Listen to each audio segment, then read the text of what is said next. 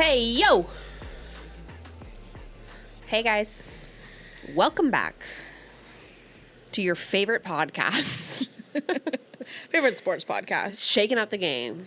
We'll give you guys some wiggle room. Hosted by Haley. And Ari. Are you ready for some football? I am so ready for some football. Let's get into some football. Yeah. I just was in Vegas for Went without Yahoo. me. I know. It's not okay. Very unfortunate you It cannot is. come because Vegas is diabolical.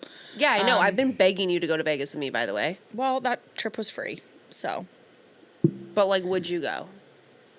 if I could Again. pay that amount, yeah.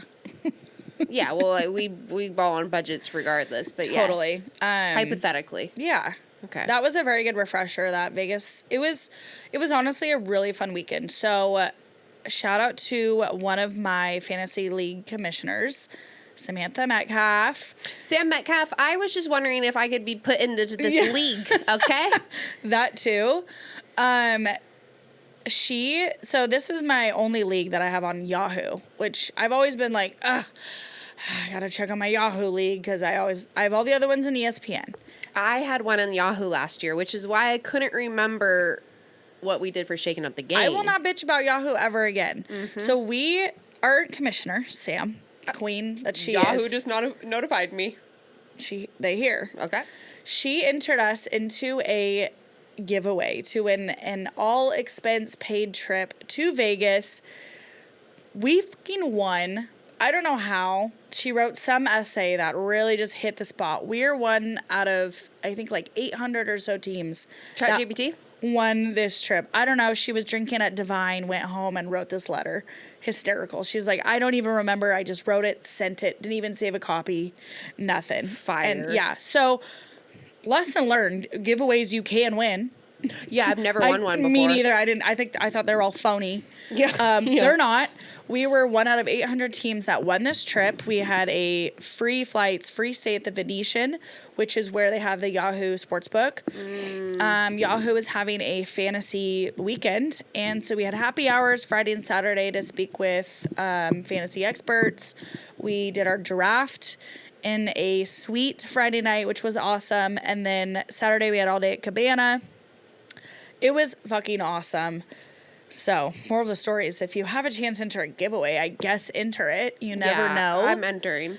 But I did learn some things from just being down there and talking Okay. to some fantasy experts. Now that we have, that really got me like ready for football. Okay. Because I'm still just Why not? We're so stuck on like, Mariners right now. Like, same. I totally get it's it. so energetic going over there at, I almost said Safeco, at T-Mobile Park Well- that I'm like, oh shit, we got shit popping off in Lumen in just a couple weeks.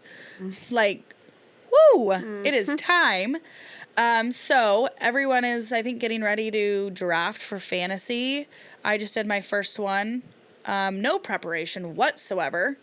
I kind of forgot that we were doing that when we were in Vegas. So I really just wung it and was like, you know what, fuck it. Yeah. Naturally. Not entirely sure how I did. Well, I guess we'll see in a couple weeks.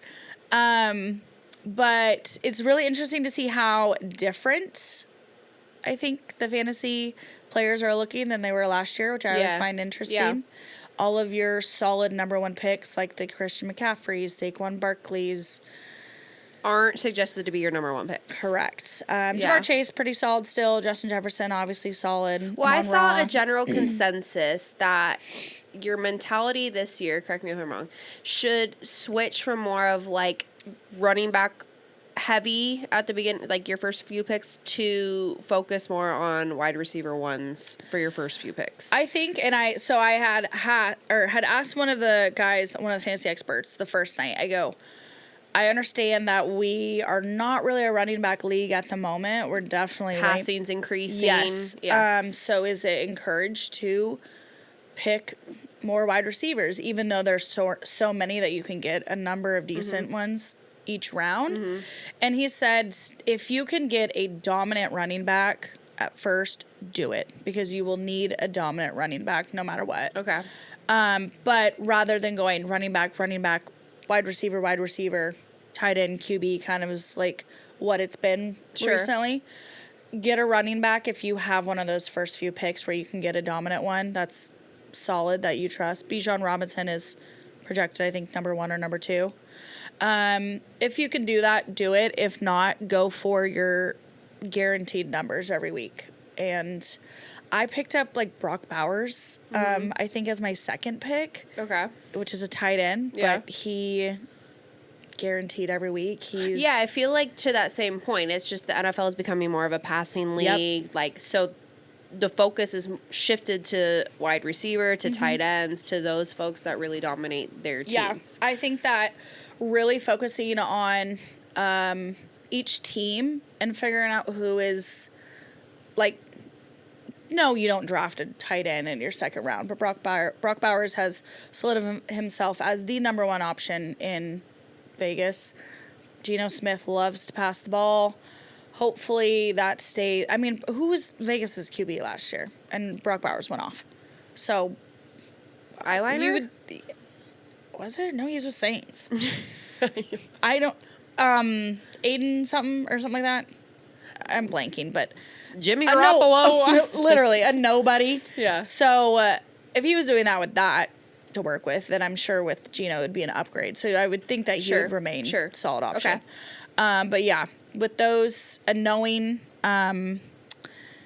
what happened in the offseason, I think is really crucial because there's a lot of players that moved that might have been a wide receiver 2 on some teams, and now they're 1s. A lot of quarterbacks have shifted. Yep. Running backs that are splitting shares. Kenneth Walker last year, you had him on fantasy. He was pretty solid. Now with Zach Charbonnet, he's inching up behind Kenneth Walker. I would say, like, from a fantasy standpoint, they're both sitting more at, like, a running back 2 slot because of the time that they're sharing. Yep. So just, I think it's really dependent on the team, which was kind of tough because roster cuts, I think, were just this week. Yeah. And we had drafted right before that. And so it was kind of like, not that you're going to draft somebody that's going to get dropped, but Sure. moving wise, like I think there was a player or 2 that got moved. Jacoby Myers for the Raiders, he is their wide receiver 1 technically, just requested a trade. So it's hard. You technically want to do your draft like right before. Who drafted Micah Parsons? I'm just kidding. Defense. I do wish that. Some leagues do defense. Okay, yeah, we've talked about this before when we were talking about our fantasy. It's like how cool or like not defensive would players. it would be cool to incorporate defensive players into your fantasy. And that would be tough I right think now. it sucks to be an NFL player and to be a defensive player Yeah. and to not be involved in fantasy football. Everyone's literally like seeing all these players talking about being talked about and picked up for fantasy and all this shit. Yeah. And they're like, because you'll pick a team defense, but you're not picking a... correct. Okay, so everything that you learned, everything that we know about fantasy, we're going to recap for y'all and put it in a special episode later this week or next week that you can tune into for everyone, girlies, not the girlies, to learn everything you need to know before your fantasy draft. I'll give my sleeper picks, which I tested with the quote-unquote fantasy experts, whatever the hell that even means. I even asked them, I go, what makes you an expert? Just wondering. Just really good at it. Honestly, they've just been writing, sports writing for 9 years or something. We know and a I'm few of those. Okay, well, I've been watching for like 20, so. But I did ask them how they, well, I was like, who are your sleeper picks? And I said, wait, can I say mine and let me hear what you say? And I guess both of theirs is the same ones. So. Fire. Maybe I'll share. Okay. An exclusive Shaking Up the Game Fantasy Edition. That part. Have I won a league? No. She will. She will. Okay, let's get into the top storylines from the NFL this week. There's a lot going on. Preseason ended. We're now in that break period before official season starts. A little different this year because there's a 2-week break instead of a 1-week break. Not loving it. But gives me less time to stress out about the Seahawks home opener against the San Francisco 49ers. So, yikes. Why? Okay.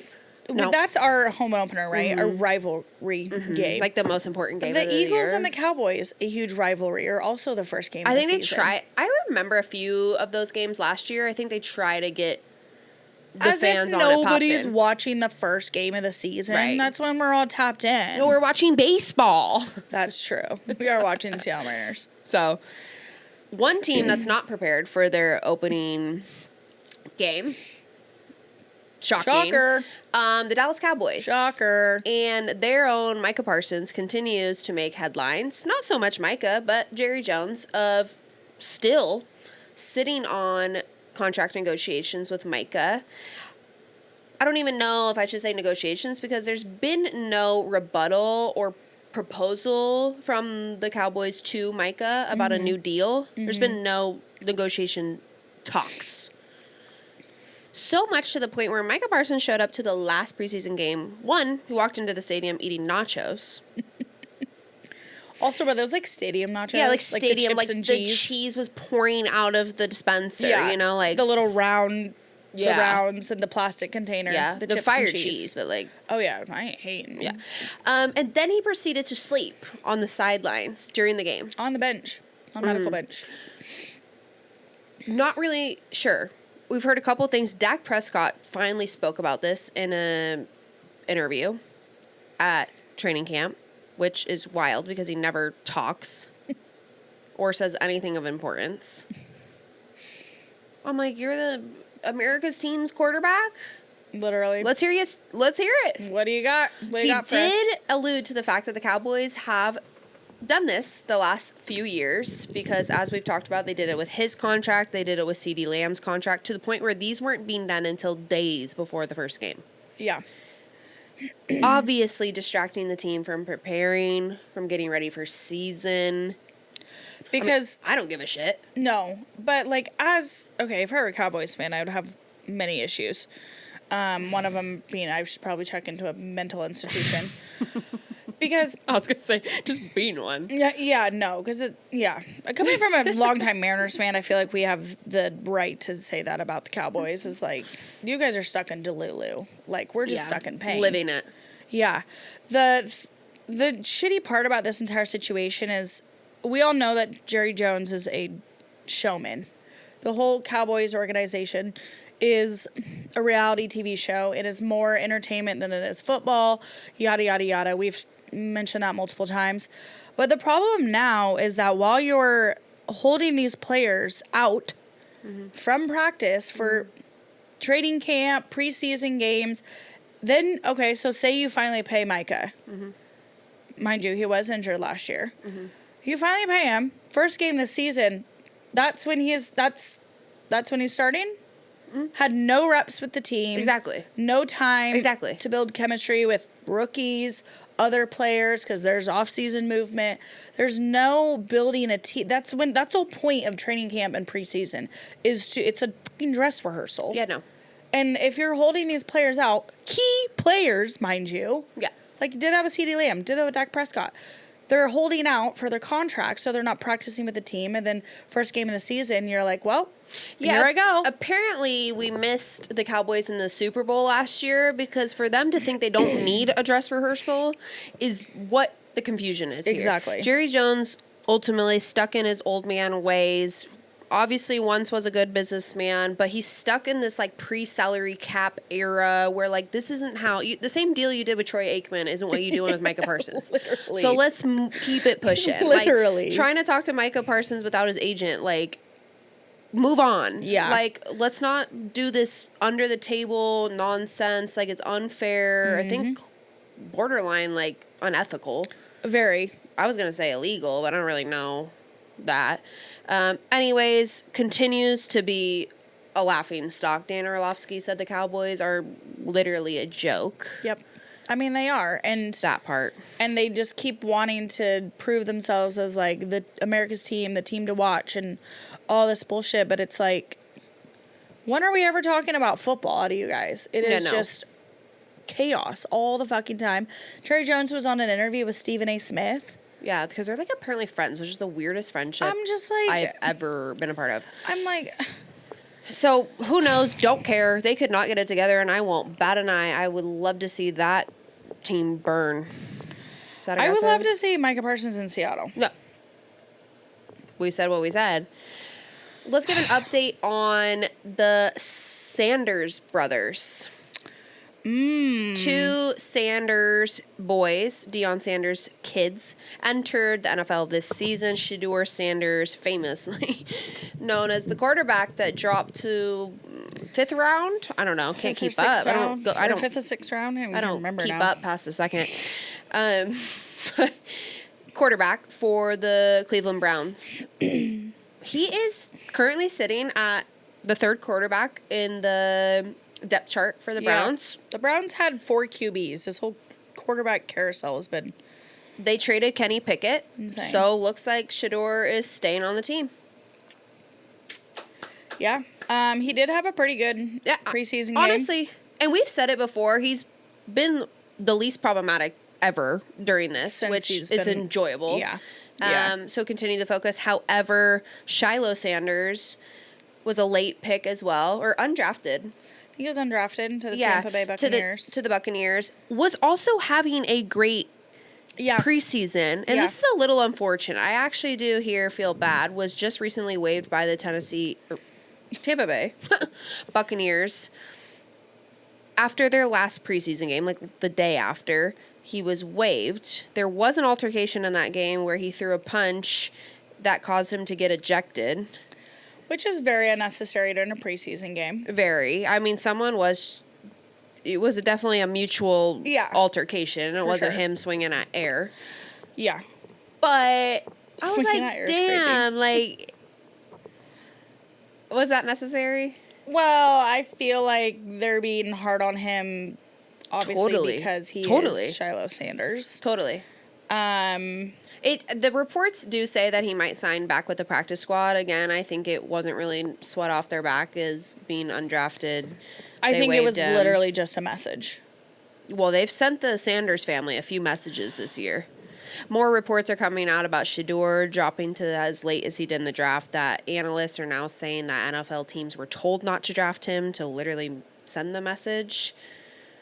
Whether that's true or not, I mean, that's been the consensus, but it is what it is. Now we hear, and he's a Cleveland Brown, and Cleveland Brown should be happy. He will be playing this season at some point, because Joe Flacco is their starter, and how old is that dude? I don't know. He's been on every single team. Yeah, remember when, like, back in the day, he was, like, a longtime Ravens quarterback? Yes. Like, I still picture him in purple and black. I am still mind blown that this guy is still in the league, which, whatever, go off, dude. But it is him, and then Dylan Gabriel, who was that Oregon's QB? Was that? I think so. Don't remember. And then Shedeur. So, Joe Flacco, he made the team, so he'll be the quarterback. He'll be playing at some point this and he's season. going to help ticket sales one way or another, so that's True, what it is. true. Another rookie quarterback that could possibly win the starting spot here, which would just be the icing on the cake for Seattle. Or just Ari and I, 'cause we're petty.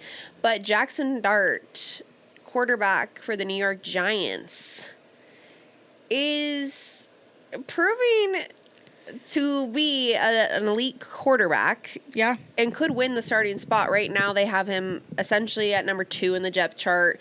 Jameis Winston at 3, Russell Wilson at 1. But Jackson Dart has been showing out in preseason, throwing 68% completion with 3 touchdowns, 0 interceptions. Yeah. And just like for New York, he's your franchise guy. Exactly. So do it. They yeah. got rid of Tommy DeVito, though. I know. Tommy Cutlets is out. Damn. Hopefully he goes to the Jets, because that guy. He's so New York. He's only in New York. No, he is so only a New York quarterback. I'm sorry, but that's just, we don't make the rules. That's just how it goes. Yeah, it'll be interesting to see how the Giants move with. I mean, they have Malik Neighbors, who is a top wide receiver. He has so much potential. I know. And if Russ is not getting the ball to him, I don't think they'll waste much time. So, but what if you're the Giants? You're starting Russ and then putting him in. Yeah, and then Jameis Winston is the absolute hype man that is eating absolutely, but dogs on the sideline. It's just giving a little bit of like Steelers playing this game with Russ and Justin Fields, and I just hope that it doesn't end up being some sort of weird game where they screw Jackson Dart. Yes, where they screw Jackson Dart for Russell Wilson, because I don't know if anyone's noticed, but Russ hasn't won in 12, 13 years. Yeah, no, he cannot. Which is, he's gonna be a great backup. He's not your Yeah. franchise quarterback anymore. And Look that's at just Joe what, Flacco. like, it just We're is going to what- be saying the same thing about him in a couple Yeah. years. Like, God, remember when he was a Seahawks starter for so long? Now he's in the backup for the Dolphins? Right, I'm actually not even trying to be disrespectful. I'm just like, No, it is it's what just- it is. It's just facts. And he can't. The whole beauty of Russell Wilson was that he could scramble out of the pocket, and he was so quick back there and scramble and make plays. But he just can't do that anymore. No, and, he wants to be a pocket passer at 5'9", and it's just not. And I don't know. The math is just not mathing. That'll be an interesting situation in New York. However, I am ecstatic to see their locker room throughout the season. No, It's I still like gonna be Jackson comical. Dart. I do too, and I obviously love Jameis Winston. I think no matter what that guy does this year, he will have a future Oh no, he's in just broadcasting or something for absolutely. the rest of his He's- life. He is Put him the NFL. on my TV one way or the other. Yeah, please. I don't care if that's in pads or not. Just put him on my TV. No, I need to hear him talk. Yes. Sad cut by the Tampa Bay Buccaneers as well. We should have tagged that into Shiloh, but Desmond Watson, the 49 pounder, he got cut because he couldn't meet the conditioning requirements. Yeah. A lot of narrative behind that. I think a lot of people are unaware. They're like, why did they draft him then? He was not drafted. He was an undrafted. Drafted signee. Yes. Similar to Shiloh. Yes. Yes. Every time I see stuff about, No, you're not. They're not spending a draft. yeah, everyone's pick. like, then why they drafted? That's fucked up. I'm like, well, if you knew anything. He was not drafted. Right. Unfortunately, he could not meet the requirements. We're just a little sad because we talked about him a few episodes ago and just really had high hopes for his work ethic, and he's a sweet boy. I mean, I think the dude would be a dog on the so line. does he just like go home and like grind out for like 12 months until next season? Like, is that just like what you do? I guess. Oh, okay. Well, I hope he finds a good trainer. He So could cute. probably pass me the same one. And some GLP-1. Yeah. If Serena Williams is taking it, I don't think it's off the table for anyone. Big facts.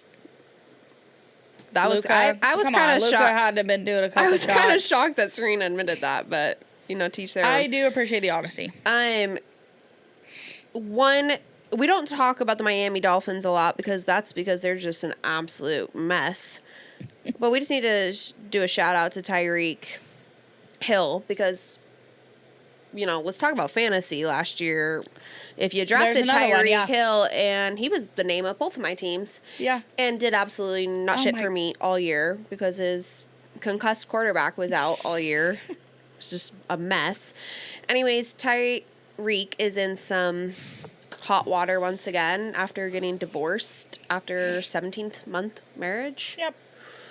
And yeah, I mean, the girl is making absolute banky bank. Whoever on the him. hell her lawyer was.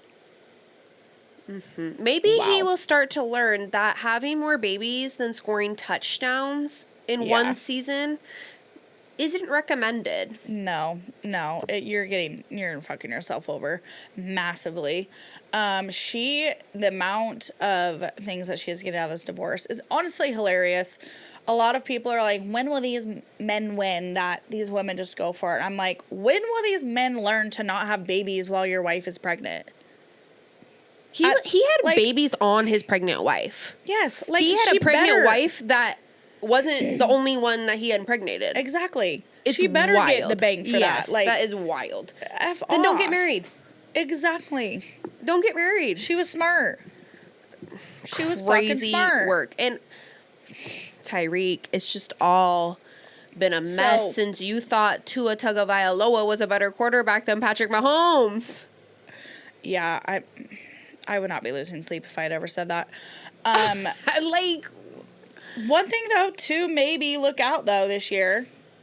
Maybe he will have a good year because he just about wasted all of his goddamn money on this divorce settlement. No, so he's gonna have to make focused. more. Yeah. and he's gonna have to hit these incentives and make bank. Yeah, while it- actually playing the sport that you're famous for.